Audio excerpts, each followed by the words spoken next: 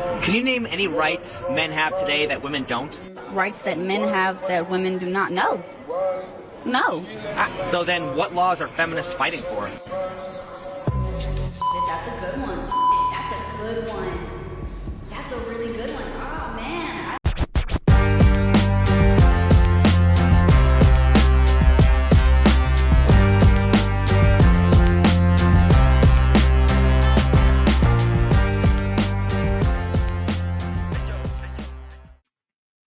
Welcome to the Be Wise Podcast. I am your host, Chris Wright, where we talk politics, entertainment, sports, and social media. And today, man, I have been getting bombarded from all sides on different thoughts about this election. But I want to talk about what I think the major issue is that no one is really talking about. We already know that the women overwhelmingly voted for Kamala Harris. And then after the election, all you could talk about was how our rights are being stripped away. Our rights are being stripped away. But they never really pinpointed which rights, what. So every time an interviewer or someone questioned, what rights are you losing? It always went back to reproductive rights, decisions on my body. And I wonder, is that the most important thing to feminists? Go ahead, test the waters on your own. Ask a woman what rights have they lost or perceive they're losing because Donald Trump's in office. And it will always, almost all times, go back to Roe v. Wade, reproductive rights, what they can and cannot do with their body. And they're categorically wrong, but that's perception is reality, as they say. It's really not, but perception is reality. It's alternative facts, okay? So, but more and more, because of this election, women have been outwardly hating men.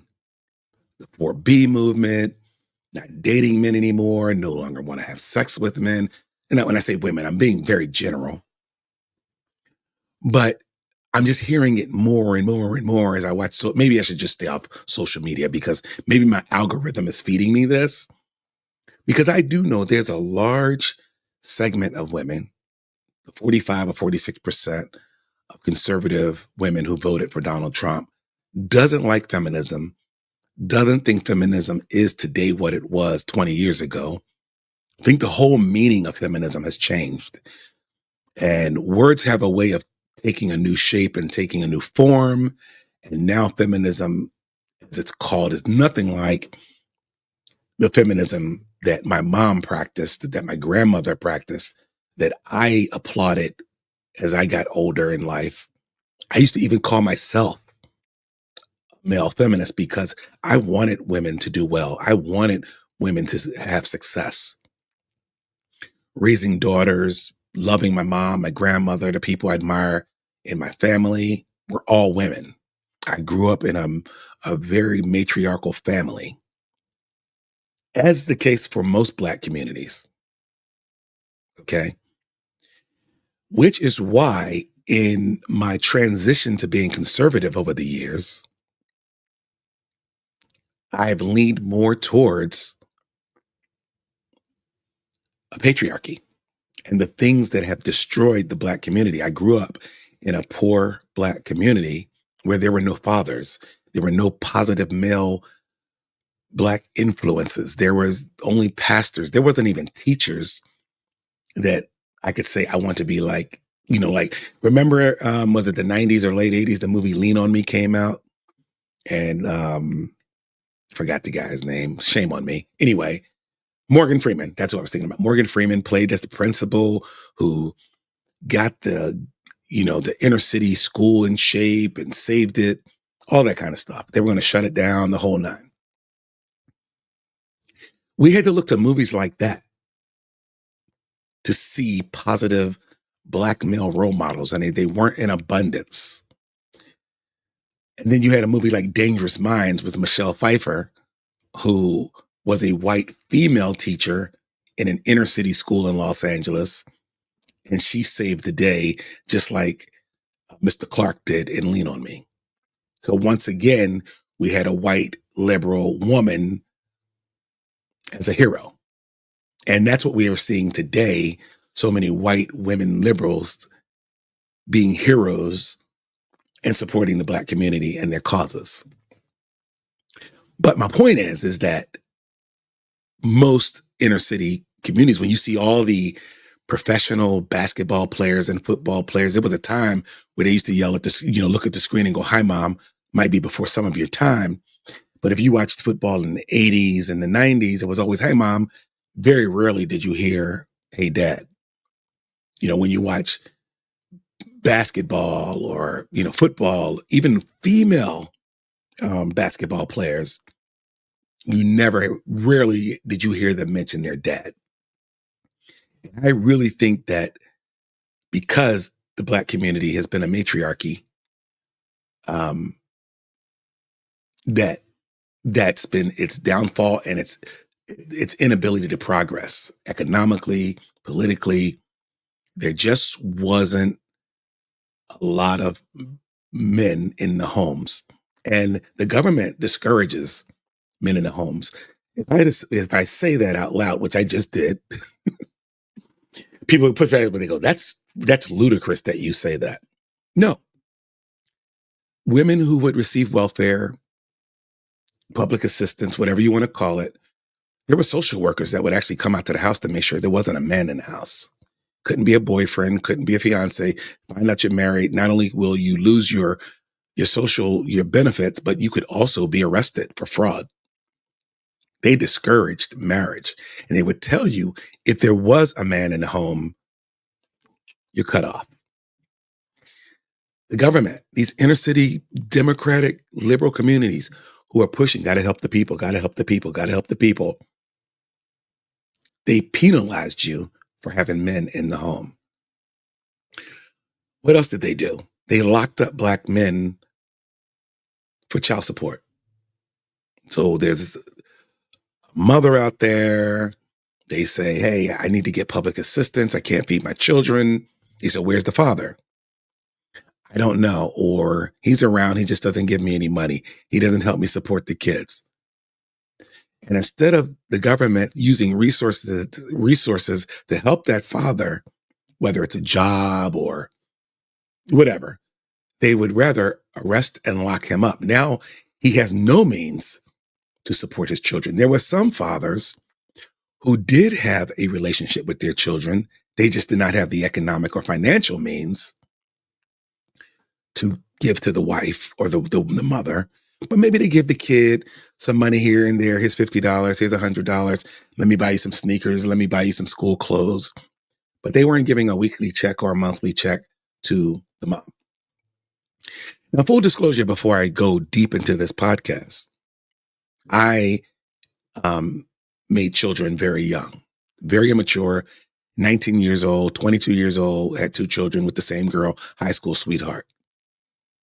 I went off in the military. I wasn't in their lives a lot. But I also didn't have I didn't have a mature mindset, but nor did I have a conservative mindset. And I'm telling you that so that you don't say at the end of this podcast, if you were to research me in my life, you won't say he's a hypocrite because he didn't raise his own early children. No, I did not. And I also knew they had a really, really, really strong nucleus with their mother and their mother's family. Everybody was in the same neighborhood. And I was around that family almost my whole adolescence. I started dating her when I was like 14 years old, ninth grade. And we dated all the way till I was like 23 years old, whatever the case may be. Anyway, my point is that I also was a victim of that mentality, thinking that, oh, these kids have a bunch of great aunts and their mother will take care of them. And I'm sailing around the world. And just being a man, as they say. But as I got older and I grew down, I've been with my current wife for a very long time. We have children. God gave me a second chance to make up and also build a relationship with my older children. I've also been through a divorce. Okay. So I wanted to clean the table and let you know that everything that I talk about today, everything that I say I believe in, I have made those mistakes. But it's good that I made those mistakes and have gone through those experiences because I know the deterioration of our society that comes out of that. How divorce, when you have children, is not good. How not having a positive male influence in a child's life is not good, male or female. How men should be in the home, women should be in relationships. Nothing I say today will be against gay marriages. That's not my point. I don't want to even talk about that. But I won't say nothing disparaging about same-sex marriages. That's not my point. My point is that in 1950s, 1960s, 40 to 50% of all households had a mother and a father and children. And today, that's less than 18%. It's like 70% of all households have a mother, a father with children. It's either mother and children, single women, gay couples, single males. The whole idea of the traditional family is it's gone. It's going away. And I think that's unfortunate. I think literally a lot of it has to do with feminism, women's empowerment, which is good. But let me explain what I mean. The feminism that I remember is from the mid 1900s, 1950s through 1980. Women fought for voting rights in this last 100 years. They fought for voting rights. They fought for equal pay. They fought for positions in politics, economics, corporate America. They've come a long way. I was for all that. My parents separated when I was like 4 or 5 years old. And I do want to say I had a really, really good relationship with my father. They did a good job of splitting time down the middle with me. Spent most of my time at my father's home and part-time with my mother. And in the summers and school breaks, I was with my mom. So they did a good job of both things in my life. That wasn't the truth for my other siblings. My mother had 9 children. I was the last one. I was the surprise. And 4 daughters and 4 men. And my mother used to say, my boys should have been my girls and my girls should have been my boys. And the reason she said that is because my sisters were just so strong, independent, matured very fast, as did my mother. So anyway, what I was going to tell you was when my father left my mother, or she probably kicked him out, is what she did.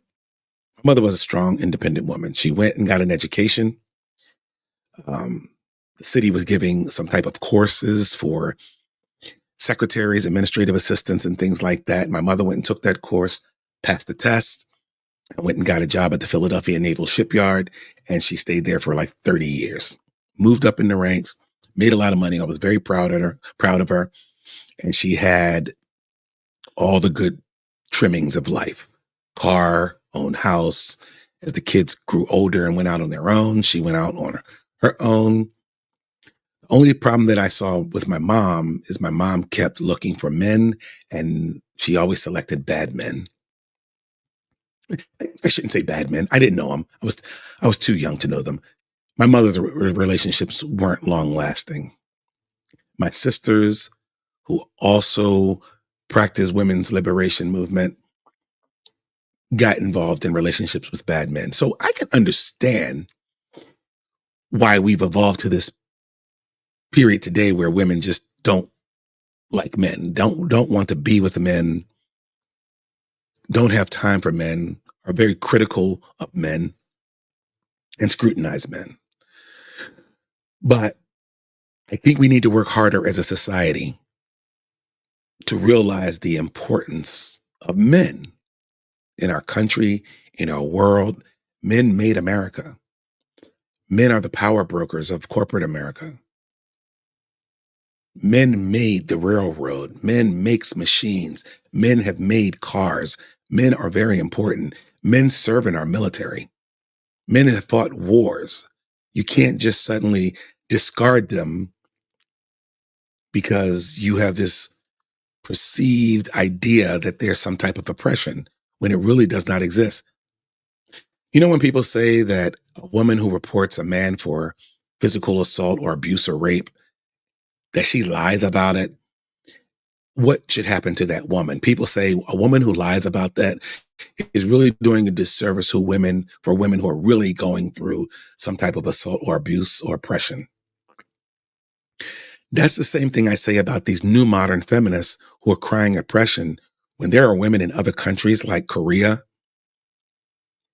and, China and places like that, where Japan, where there's real oppression. What we have now is not slavery or oppression or bondage like some of you describe, you know?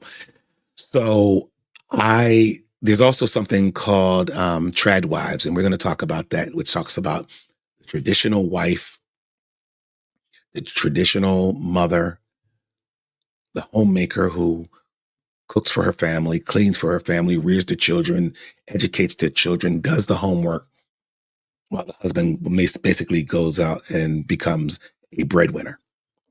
And they call them trad wives. I hate that term because you took the word traditional. We shorten everything these days. But I still believe that the downfall of America is that only 17% of households are what we consider traditional American families. And that's what MAGA is all about.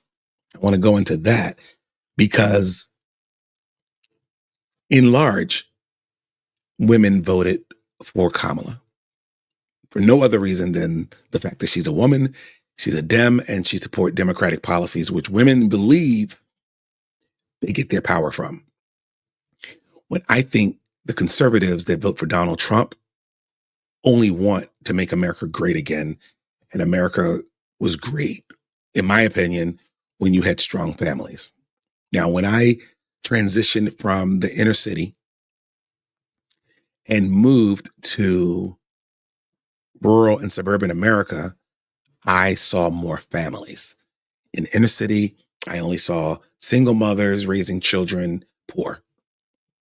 And then I got out, travel around the world, travel around the country, more suburbs, more rural communities, and I saw families, mothers and fathers and children. And then I saw how they operated. And I said, this is the strength of America. This is what makes us great. But yet, many of you don't want that. And not only does feminism mock families, they mock men, they also mock the Bible. They mock Christianity. They mock Catholicism. They mock religion in general. And that is extremely, extremely unfortunate. They don't want the Bible in their homes. They don't want the Bible in their lives. And I consider myself a Christian. I don't go to church every Sunday, but I do listen to church radio in my car. I do believe in the power of God. I believe that Jesus is our Savior. And I believe that when you look to that philosophy, and I don't care what your religion is. I've studied Islam. I've been around the world in my Navy days, and I've looked at Buddhism. I was always looking for a higher power, and I looked for ways to strengthen my own mental state in my heart. And I think I find the most power in Christianity. But that's me. It may be something else for you. The Holy Quran is a beautiful book, but there was something missing. But I'm going to introduce you to, and by the way, I'm going to show some TikTok clips today, all women, because I didn't want to choose men to talk about feminism. I like to hear women talk about feminism. And I like to hear different ideas about feminists and what they think. So there's one lady, and I'm not even going to mention her name because I don't want her to get more popular than she already is. But she is like the ultimate feminist. And she believes that we as men, we as a society, we as government are trying to strip her of female identity. And again, she mocks the Bible, she mocks men, male, she mocks traditional marriage and relationships, etc. So anyway, let's check her out. I have been thinking a lot these days about the new age spirituality girly to Jesus girly pipeline. I've been thinking about it mostly because I know several women who are going down it right now, and I've also seen it on a lot of my social media channels. And that's not surprising, right? Because a lot of these new age spirituality women who sell, pleasure classes and sensuality classes and goddess classes, they tend to accrue really big platforms, right? So when they switch to something and it is very eye grabbing and controversial, they're going to get a lot of views. And so the algorithm rewards them. And of course, this topic is very interesting on the heels of another Trump election, right? Like most of these women on both sides of the equation, the new age spirituality women and the Jesus girlies, are often Trump supporters, very conservative, against vaccines. At the same time, though, they are often women who have very opposing beliefs, which is why it confuses me so much to see so much movement between the two groups. What I mean by that is that, like, the new age spirituality woman is the woman who would call you a goddess, who would say that you have a divine inner light, who would say that your sensuality is complicated and important, who would encourage you to put a $12,000 class on your credit card because it is so important to prioritize your pleasure. The Jesus girly, on the other hand, would say that your pleasure is totally irrelevant. It is your service to your husband that is the most important thing that will give you long-term, meaningful pleasure. And so you have to become more submissive, more quiet. You have to let your husband take the lead, and that will bring you long-term happiness. See, so she doesn't believe any of it. She doesn't believe any of it. So remember earlier I said that this comes down to this whole election came down to feminism versus conservatism. That's why in her little diatribe there, she mentioned Donald Trump, conservative women, and then she starts, criticizing and breaking the conservative women into groups, calling them Jesus girlies and spirituality. I forgot what she said. But anyway, my point was, her whole point was conservative women are lost. They'd rather be submissive and demure and be slaves of their husbands. With a mentality like that, it's no wonder women won't believe in traditional marriages. It's no wonder. How do we get that back is the question. I don't know.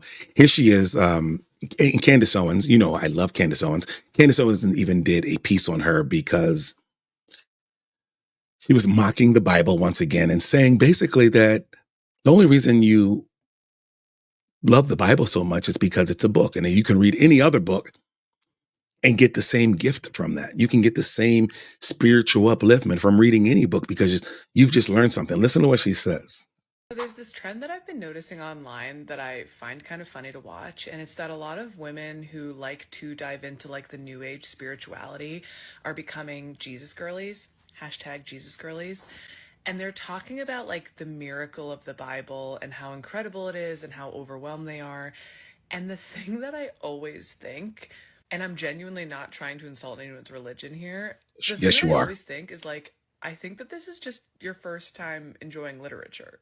I personally don't know a lot of deep biblical Christian people who are also intense readers. And so sometimes when they talk about the Bible, I'm like, yeah, man, that's books. Like, that's the joy of fiction. Like, yeah, you experienced transcendence. I did too when I read All Fours by Miranda July. That's the beauty of literature. And like, you might actually get that transcendent, empathetic experience just by like reading works of fiction by people who aren't like you. And the best part is that fiction usually doesn't tell you that women have to be subservient and that you get to kill people who don't have the same beliefs as you. How do you say you're not throwing? How do you say in one breath, I don't mean to offend or throw shade at Christians or people who believe in the Bible, but you're an idiot and you can't read and you don't read books. And also, um, you don't get to oppress women and you don't get to kill people for no reason. What was that whole thing? That lady is the downfall of America. I promise you. I'll say it and I'll say it with my chest. Women out there who think like that, they're the downfall of America. I was in a conversation with a friend and we got in a conversation about feminism, and she went into women don't need men and women are going to be sexless and women are going to no longer want to be in traditional relationships and men are evil. And how we're following the 4B movement. She's indifferent to men and how we abuse our wives because they do household chores and cook and we don't do anything. I said, what about the 50 hours of work that brings in all the money and the yard work and running a lawnmower and fixing things and using tools? What about all that? That's nothing because we don't wash a dish or throw some bacon in the pan. Not minimizing what women do, but I'm saying what women do for their families is very important. So how can you marginalize what men do as well? Women like that are evil to me. And they spread that message. It's mind-boggling. There's a very popular social media or TikTok creator called Ballerina Farm. I think her name is Hannah something. I don't know, but I believe she's a Mormon, and she has like 8 children, and she has a husband, and she tends to the farm. She cooks, cleans, take care of the children. Very, very traditional lifestyle from the past. And that's her life. That wasn't her life prior. The newspaper, I think it's an English or British newspaper called The Times, did a whole article on her. They set her up. She allowed them into her home. They interviewed her, asked her all about her lifestyle, about her family. And then after all of that, they wrote a hit piece. You can Google, and I'm not going to share it because I think it's horrible. They wrote an article about her and just destroyed her, talking about how oppressed she was. And she regretted, like, why did I let them into my home when they made a sensational piece about how horrible my lifestyle was? Here's Ballerina Farm, and I just want you to see the comments about. I can't show you the comments, but I will show you the video. How are you? Doing good. I'm on the top of it. Some dough. And okay, we're getting everything set up. This is the dough. Joe, come here. Homemade first pizza. Going in. And Potatoes, bacon.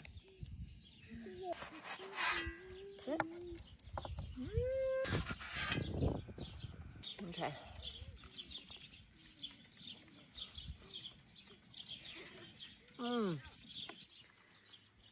what emails are you getting? Looks like a potato chip on my pizza. Before we'll give it to the next person. So this is the top. Stop. Homemade ranch. A little bit of rain. So I just wanted to show you a piece of that. That's her husband. He's in a lot of her TikToks.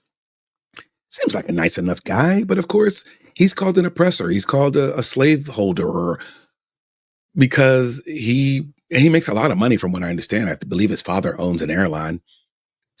You should see the comments on just a video like that. As simple as it was, her making homemade pizza in her homemade brick oven, pizza maker, whatever. And the women were like, "Oh my God, please, God, don't, I don't know, just don't give me that life."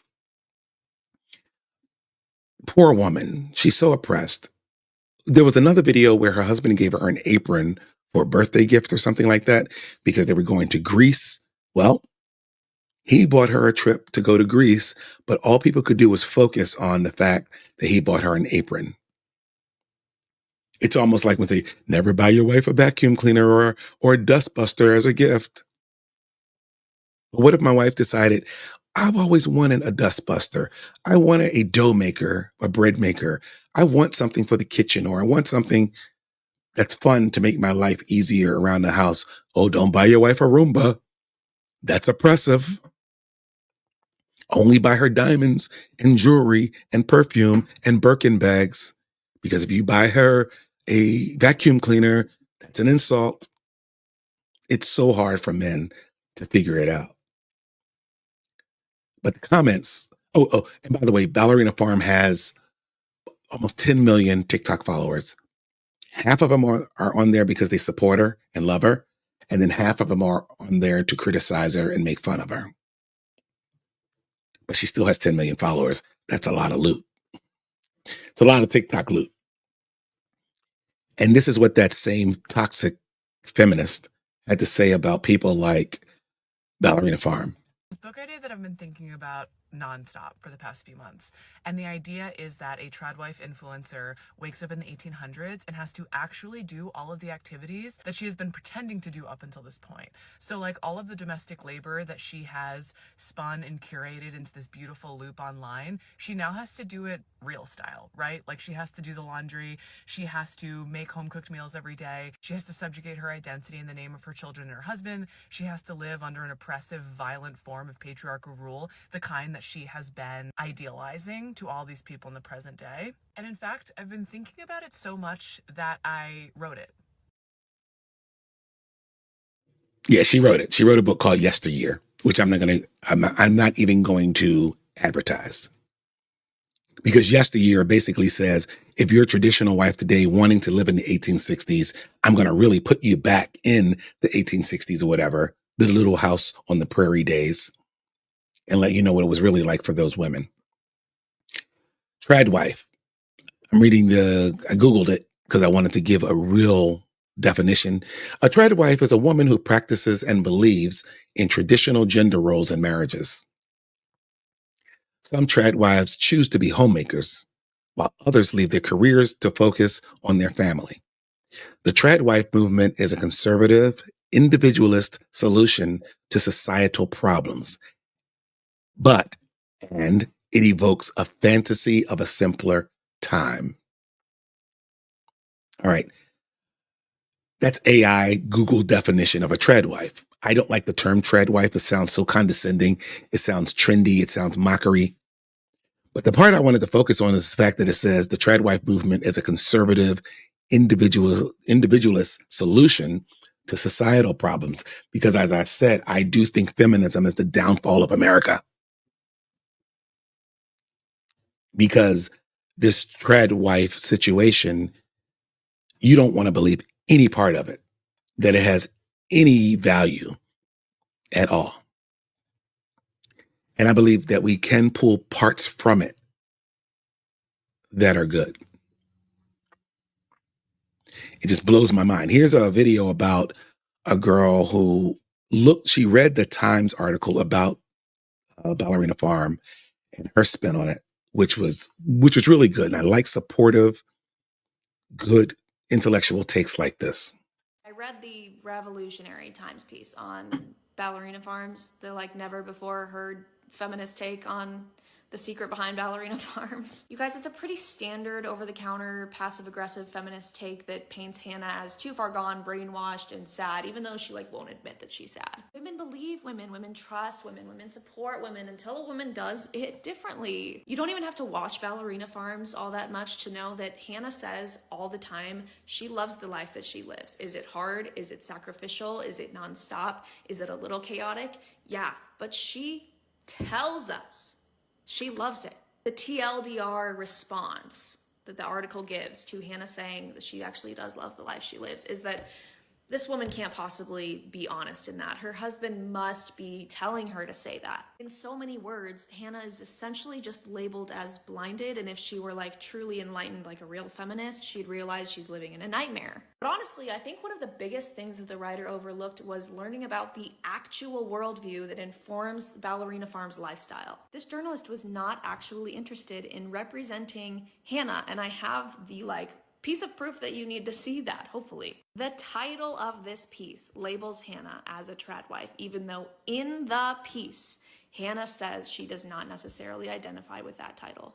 It's not the trad wife lifestyle that informs how Hannah and Daniel live, it's their religion, and she literally said that. The journalist proves that she doesn't actually understand the worldview that informs Ballerina Farms because she literally, she uses Mormonism and Christianity interchangeably. Which, if you know, you know. I don't have the time to get into that all that much, but it's like saying, oh, well, they're Mormon Christians is like saying, oh, well, they're vegetarian steak eaters. Mormonism and Christianity are not the same thing. And this is not a video about the difference between Mormonism and Christianity, but my point is the journalist should have taken the time to learn the actual worldview of Hannah and Daniel. And the fact that she called Mormonism Christianity proves that she did not take any time to learn that. I agree that there are some aspects about Hannah and Daniel's marriage that is sexist, but in my opinion, that stems more from their religion of Mormonism than it does from being kind of trad wifey. For example, a fairly decent section of this article is talking about when Hannah and Daniel started dating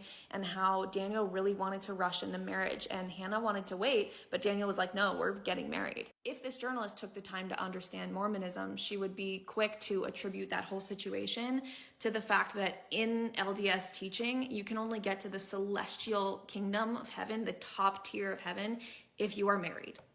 So it's not because they're so trad wifey traditional that they got married really quickly. It's because they're Mormon. One sentence summary of the piece is that Hannah Nealman is a girl boss, but she's the wrong kind of girl boss. And I think the piece would have been much more interesting if the journalist took the time to learn the actual worldview that informs the way that Ballerina Farms lives, which is Mormonism. That was beautiful. And she was honest enough to say, listen, I don't agree with the lifestyle, but let's get it right. And let's also focus on the fact that she's happy. It's not for me to say what happiness is for another person.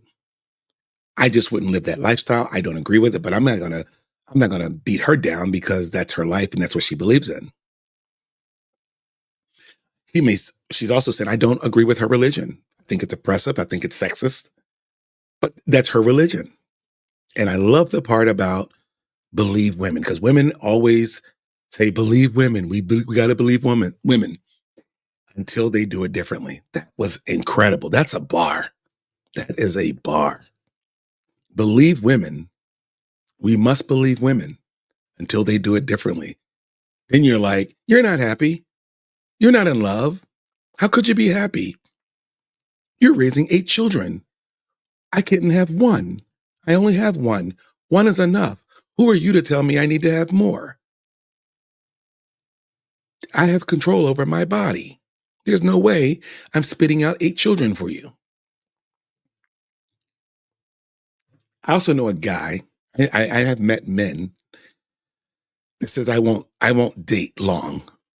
When I meet a woman, if she's the one, I want to get married. I don't believe in shacking up. I don't believe in premarital sex. I know guys I've met men like this.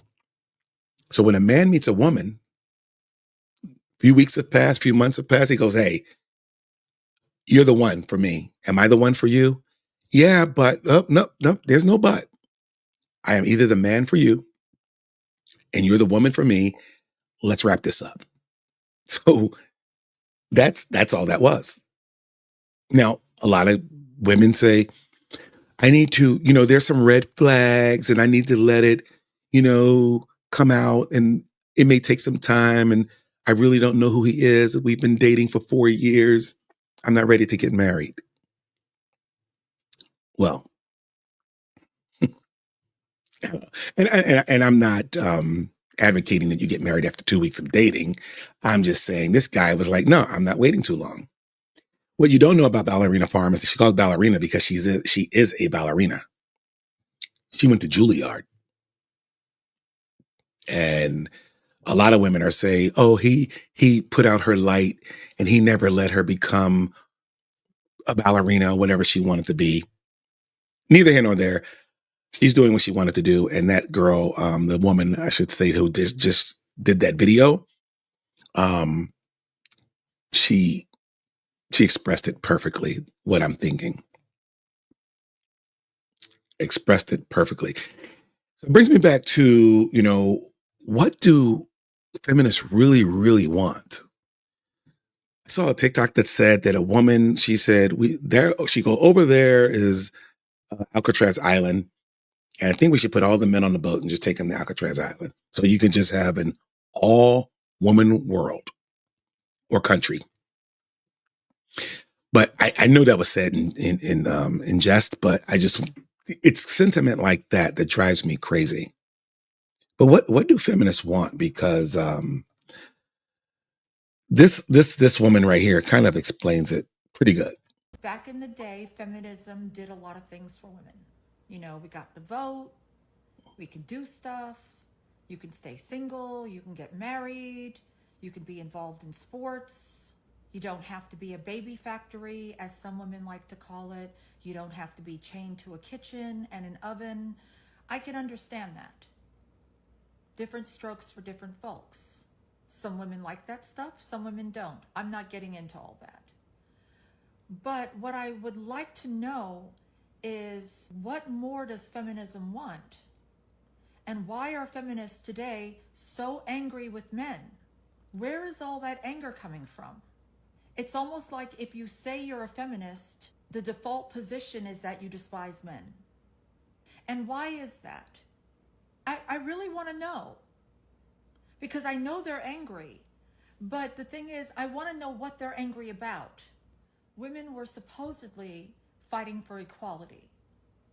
Now, today, we far exceeded equality. We have special treatment. We get special perks for being women. Women today have more freedom than men. But what more do we want? What did we not get? Are women today looking for a full power grab? Because a lot of the old school feminists, they're not down with the new feminism. They wanted certain things for women, and we got those certain things. I mean, if this was 1950, I would be a feminist. Absolutely.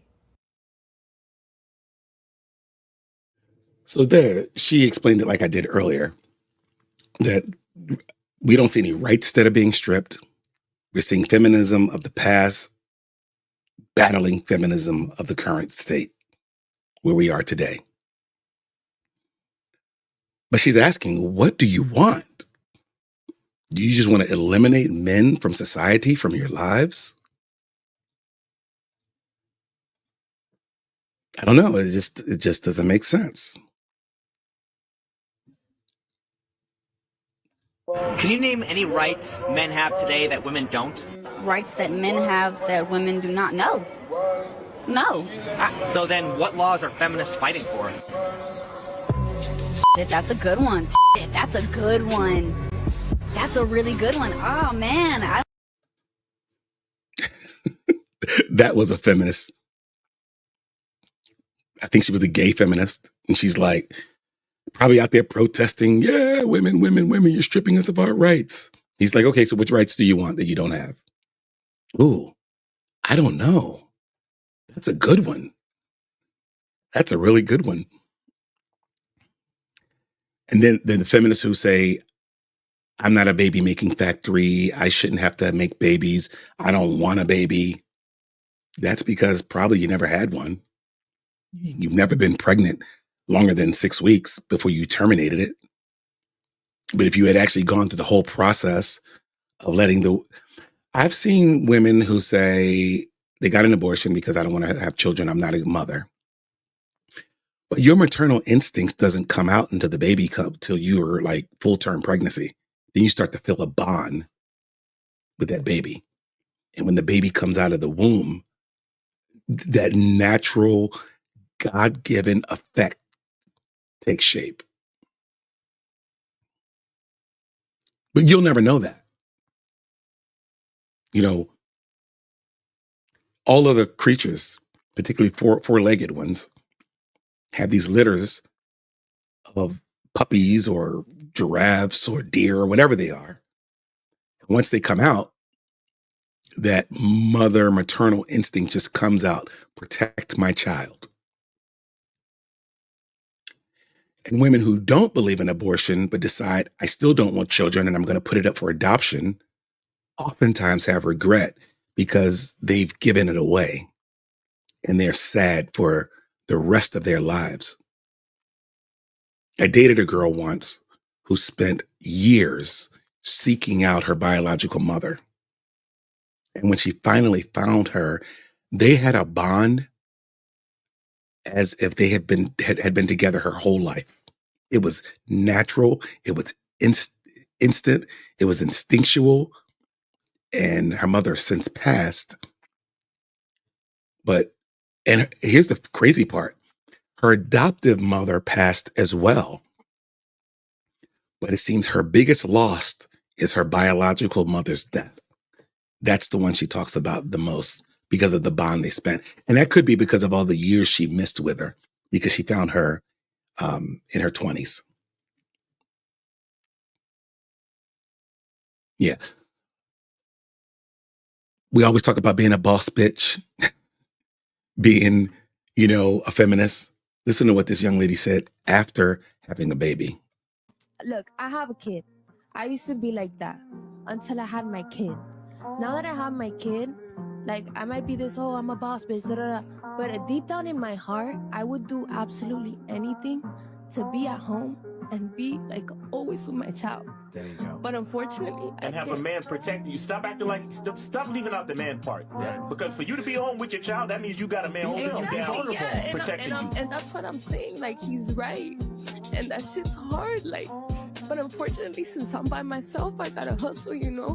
But I would do anything to have a man. Like, that's what we saying. That's exactly. Thank you. God bless you. God bless you for telling the fucking truth. God bless you for telling the truth. Yeah. She's been lied to. She's been sold a bill of goods that women can do it on their own, that the world is better off without men, that I'm a boss bitch. I don't need a man. And then she had that baby and she's like, this is hard. I can't survive. And some women don't, unfortunately. They're sold a bill of goods that's fake. It's bad information. Men don't need women. Women need men.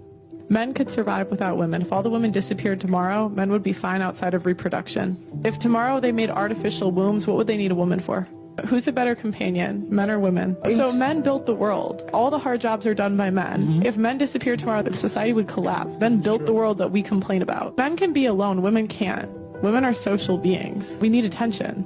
And men don't. You don't see women going out to the woods and just roughing it. That's a man thing. Who's camping and fishing? It's not us. That was cute. But she made a point that men made America. You ever watch that documentary on the History Channel? The Men Who Built America? Rockefeller, Andrew Carnegie, all those guys. Talks about Thomas Edison and Tesla and all those people. The men who produced, the job makers, the job creators, the inventors, men. And now you want to discard them. And this is where we are and how we feel about men. There was a video about a woman who works in a nursing home. I work in a nursing home and a lot of senior citizens. Some are at the end of their lives. And she goes, I see the older women in these nursing homes and their families and friends come to visit them and bring them food and spend time with them and sit with them and play board games or cards. And these women, these senior citizen women just have great relationships with family, with their children, etc. She said, and then the older men that are in these senior homes get no visitors. No one comes to care about them or take care of them. feed them their medicine, sit with them for hours. Every now and then, an adult child may come and say, "Hey, Dad, I bought you some lunch." Sit with them for 15 minutes and say, "I got to run." And this nurse in this nursing home was basically saying, and it's probably because he was a son of a bitch, or he was a bad man, or he was an evil man, or it's karma. He's getting what he's deserved. She goes, "That's why I don't worry about these men today, because I know they're going to die alone. I know they're going to die alone." And this is what this woman says about men being discarded and dying alone. Seeing these types of videos more and more on social media of women pretty much gloating about men dying alone in nursing homes. And then we see the comments. He got what he deserved. It's karma. This is what happens to bad men. Really? Because a man is alone in a nursing home? Here's the thing. I already could have assumed that this would be happening. But not for the reasons you think. A man's contributions are rarely, if ever, appreciated at any age. So what would lead one to believe that an old man wouldn't be tossed aside like a broken ATM? But he was worthwhile when he was in his prime, right? Breaking his back, working his fingers to the bone for his family, or serving his country. Because a lot of guys in nursing homes are veterans that have been cast aside. So now that they're old, they no longer serve any value to the women in their lives. You just throw them in a nursing home and don't come see them anymore. You know what? I'm not surprised. So, yeah. So I am of the belief, and I'm going to end this here, that that's how American women, and it might be the Western world in general, I'm not sure what it's like in Europe, but it's getting worse. We've had this cataclysmic situation, this election, where people are thinking that, oh my God, it's over. But it made me think about The Handmaid's Tale. If you haven't watched it, go watch it. It's a good series. I'm all caught up. But I never watched it with the view that I'm going to watch it when I watch it again, because it made me think, who were these women? How did some women wind up on the side of power and some women wound up on the side of being subservient and slaves? And I thought that when I watched it, I watched it with a liberal mindset. And I was like, oh, this is horrible. And I still think it's horrible based on the story. But my point was, how did we get here and who were these women? And I thought the women of power, the women who supported the New World Order. If you don't know what it's about, basically, there was a New World Order, and we started rounding up women because they had gone way too far with women's liberation and feminism and things like that. And the powers that be said, this is it. You're destroying our country. You're no longer having babies. Population is declining. We don't have we don't have enough people to sustain a country. And they wanted to create an environment where we had women who were fertile. They were going to make children. And you also had women who were in power, who was going to help the men, manage and maintain these women, et cetera, et cetera. It goes on and on. You got to watch it. But there was two types of women. And like I said, there was the subservient, the slaves, the women in bondage who were made to be baby makers. And then there was the other group of women who were women of power. And there was one, her name was Serena Joy. And Serena was one of the powerful women, married to one of the commanders or senators or whatever. And when she was in the old world, she was a public speaker, politician, woman of influence, educated. She wrote books that, stimulated minds and things like that. And she wanted women to be traditional. But then when she got into the New World Order, she realized, wait a minute, there's laws Women can't read books. Women can't write articles. Women can't public speak.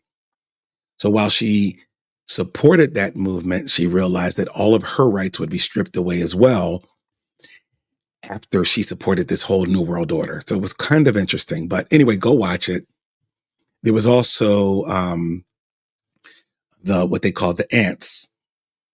And they were to keep the women in line. They were like the wardens. They were like the people. This is one, Aunt Lydia was her name.